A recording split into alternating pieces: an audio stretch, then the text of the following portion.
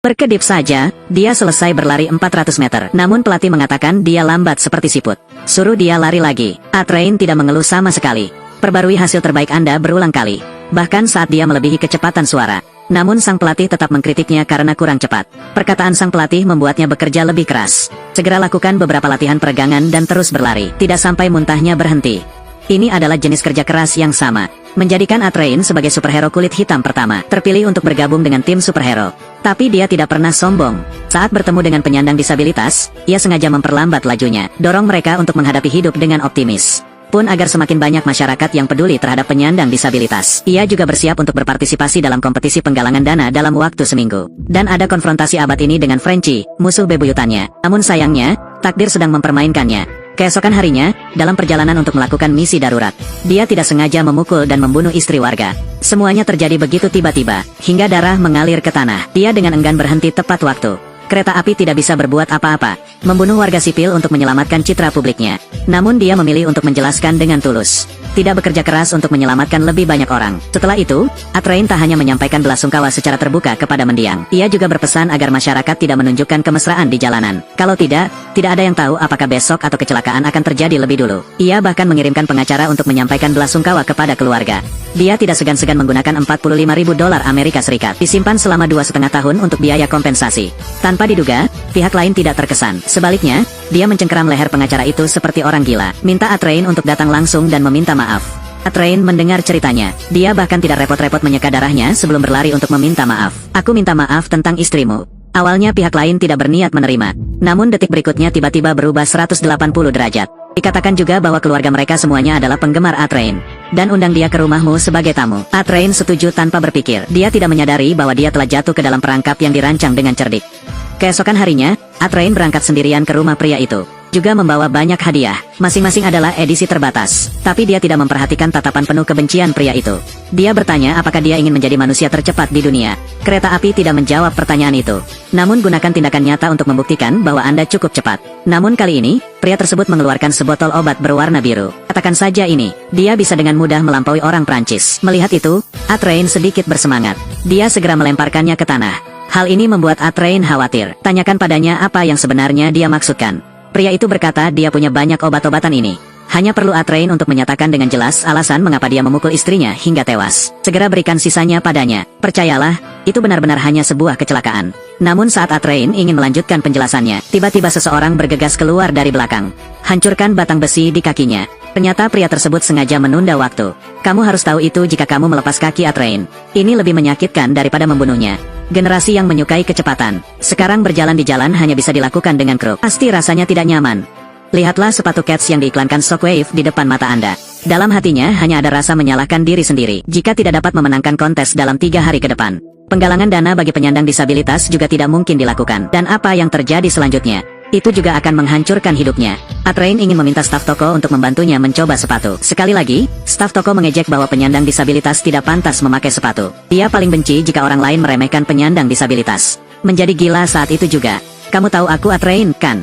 Saya tahu, saya masih anggota negara saya. Tanpa diduga, setelah dia menyebut namanya, orang lain menganggapnya sebagai lelucon dan menyindir. Adegan ini secara tidak sengaja terekam oleh orang yang lewat. Saya Atrain dan saya orang tercepat di dunia.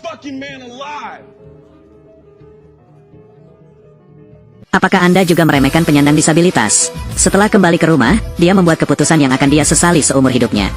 Suntikan senyawa nomor 5. Namun pacarnya dengan tegas menolak. Karena hal ini adalah pedang bermata dua. Meskipun kapasitas dapat ditingkatkan, namun sulit untuk dikendalikan. Tapi Atrain telah memutuskan. Dan pastikan untuk memenangkan permainan saja. Akan mempublikasikan hubungan mereka. Akhirnya sang pacar pun mengalah.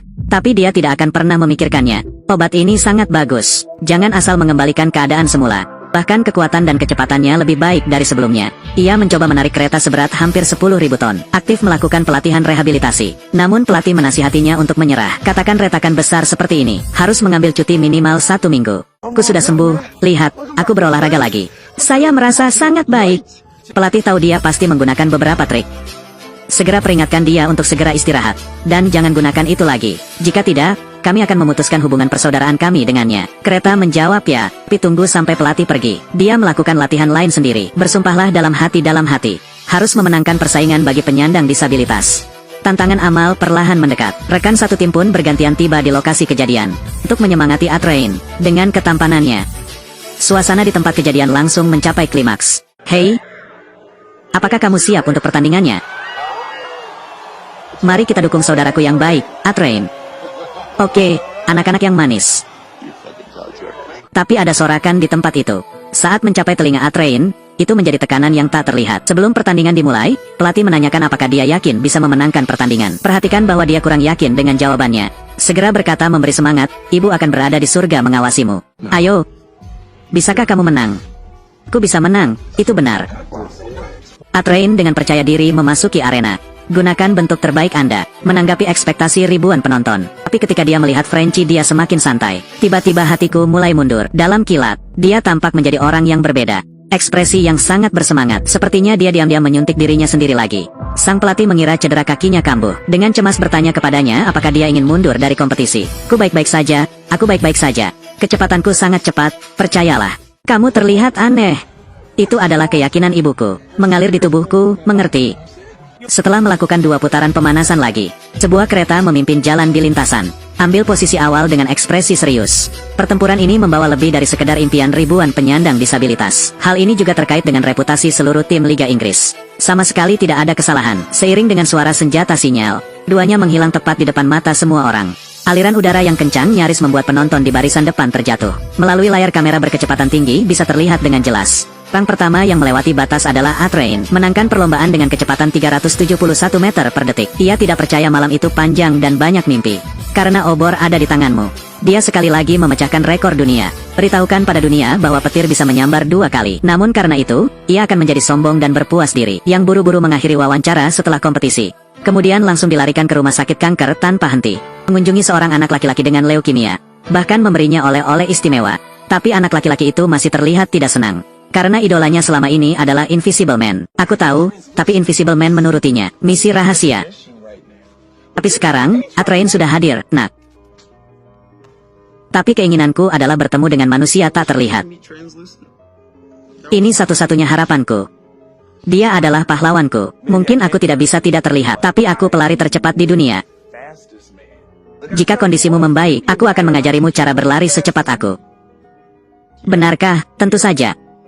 Bisakah Anda mengajari saya cara mengalahkan kanker? Saat Atrein mendengar ini, jantungnya tiba-tiba menegang.